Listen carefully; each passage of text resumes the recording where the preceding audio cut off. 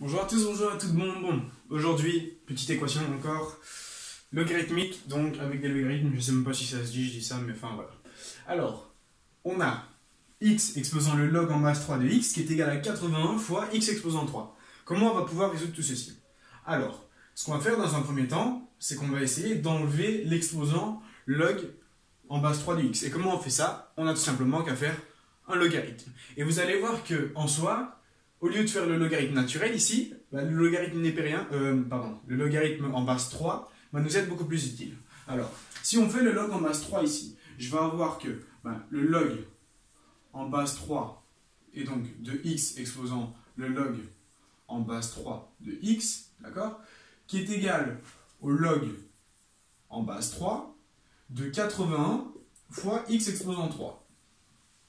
Ok, alors, par la définition des logarithmes, on peut passer l'exposant devant, d'accord? Ici, on a le log de a plus b, du coup, en soi, c'est égal au log en base 3 de a plus le log en base 3 de b, et donc de x exposant 3. Et je peux aussi passer mon exposant devant. Ok? Donc, si je passe mon exposant devant ici, je vais avoir le log en base 3 de x multiplié par le log en base 3 de x. Ok? Le tout qui est égal au log en base 3 de 81 plus le log en base 3 de x au cube. Et donc le log en base 3 de x au cube, on sait que ça va être plus, et donc 3 fois, parce que mon cube il passe devant, le log en base 3 de x. Okay, donc j'ai le log en base 3 de x au carré, hein, ici j'ai bien le log en base 3 de x fois le log en base 3, du coup on peut dire que c'est le log en base 3 de x au carré, qui est égal au log en base 3 de 81 plus 3 fois le log en base 3 de x. Ok, 81, on sait que c'est quoi? Qu'est-ce que je fous? Voilà. On sait que c'est 3 exposant 4. Du coup, si je prends le log en base 3, je vais prendre le log en base 3 aussi ici. Et donc, les logarithmes vont se simplifier. Et donc, on a que le log en base 3 de 81, c'est égal à 4. Donc, toute cette partie-ci est égale à 4. Ok. Ce qu'on va faire, c'est qu'on va tout isoler d'un côté. Et donc, je vais avoir le log en base 3 de x au carré moins, et donc, ici j'ai plus 3 fois le log en base 3, et donc ça va devenir moins le log en base 3 de x. Et ici j'ai 4, d'accord, hein, c'est bien ça, le logarithme en base 3 de 80 c'est bien 4. Et donc plus 4, ça devient moins 4. Le tout qui est égal à 0. Ok, et donc à ce moment-là, qu'est-ce qu'on peut en définir? En fait ici, donc j'ai oublié un 3, pardon, c'est moins 3 fois le log en base 3. Ok, moins 4.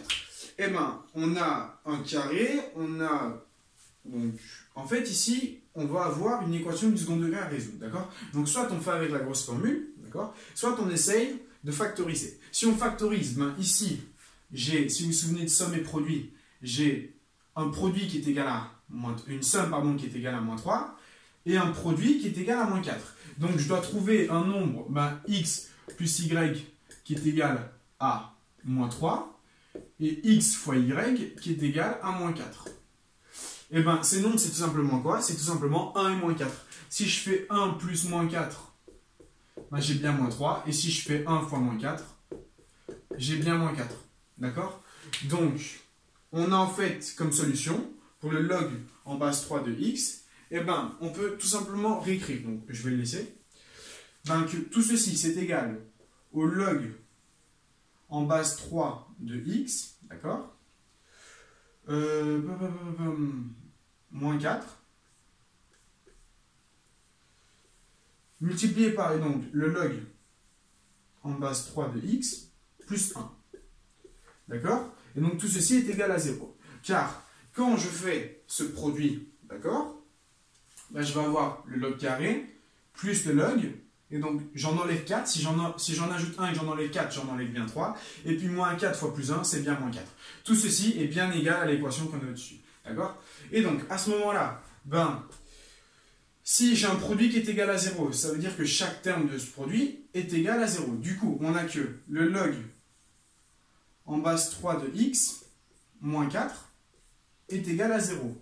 Et on a une deuxième solution qui nous dit que le log en base 3 de x plus 1 est égal à 0.